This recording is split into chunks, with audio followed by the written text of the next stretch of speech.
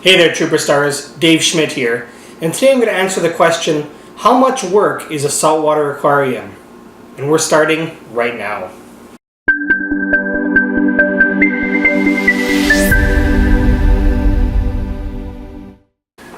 Alright, so in this video I'm going to talk about the stuff that I do every 2 weeks. So you're going to see my full maintenance routine, which is basically a water change and some odds and ends. I'm not going to touch on what I do once every month or every 6 months. It's really not that much more work than what I do at normal water change.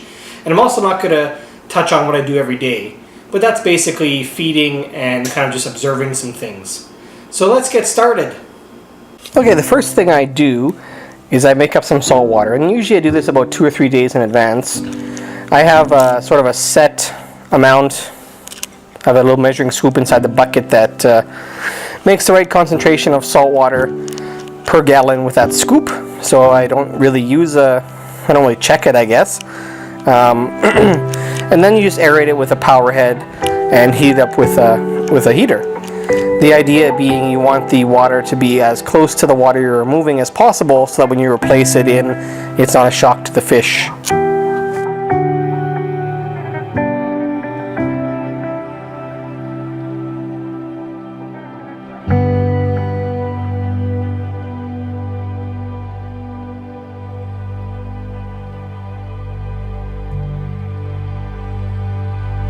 Next up is cleaning the glass. I use a razor blade and just go along the front and the sides. I don't really go too closely around the bottom and stuff, just because some of my corals grow really close to glass and it's hard to squeeze my hands down there without breaking them off, which I've done before. So I mostly kind of concentrate on getting the front pretty good and then the sides and the bottom not so good. I mostly have coralline and then a bunch of little critters on my glass. There is LJ though as well, but not as much as it used to come on this tank, or as much as I used to get in my freshwater tanks.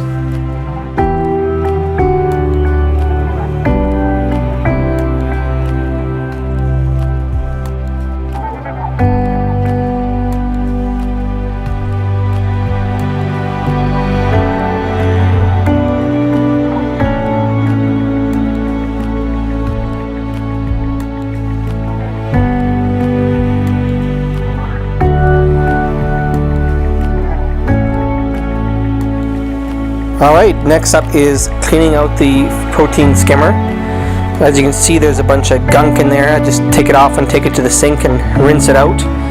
If you look closely, you'll see there's a big starfish kind of on the front, and I didn't see him at first, so I probably killed him with thaw water and decided just to chuck him in the garbage. But such is the casualties of fish tank ownership, I suppose. Anyways, as you can see, it's kind of a gross thing that you have to make sure to clean out. Alright, we're almost ready for the actual water change. The thing I do before that though is I pull out any kind of hair LJ or other stuff that I need to by hand. You'll notice there's a lot of pulsing Xenia coral in my tank. I'm not going to trim it back for this video, but sometimes I do that about every month or so. So every second water change I'll pull some of that stuff out because it grows like a weed in my tank.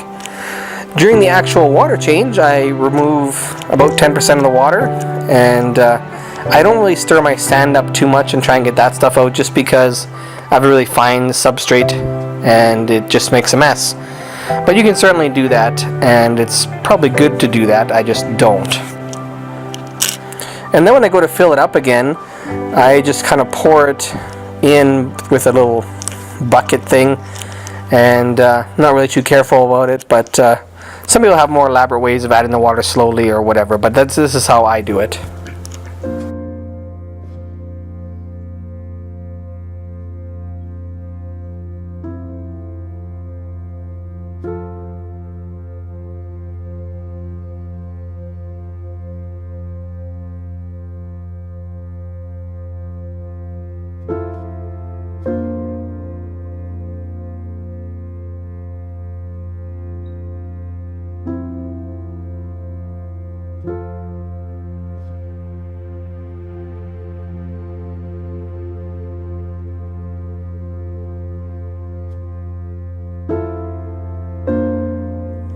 Alright, here's the tank after it's been cleaned and after it's settled down a bit. Usually when you do a water change, at least in my tank anyways. I would get kind of a bit of cloudiness and whatever as some stuff gets kicked up.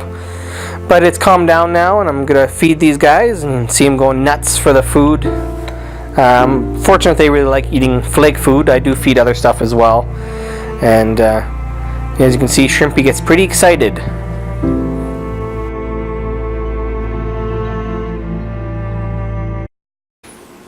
Alright, so that's how I do my weekly water change, my weekly maintenance. Hope you got something out of that. Hope you enjoyed seeing that tank at the end relatively pristine.